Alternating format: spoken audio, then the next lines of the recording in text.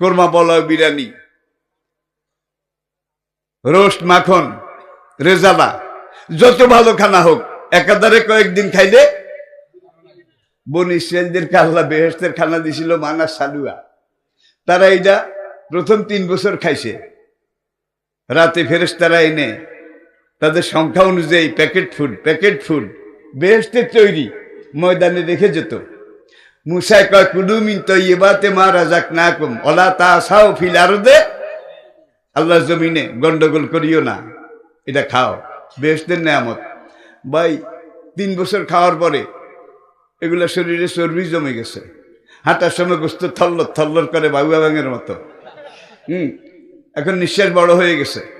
এখন মুসার কাছে দল বেঁধে এসেছে, দল বেঁধে ওয়াইজ কুলতুম ইয়া মুসা লান নাসবিরা আলা তাআমিন ওয়াহিদ। এরা মুসার কাছে এসে বলে একখানা আর ভাল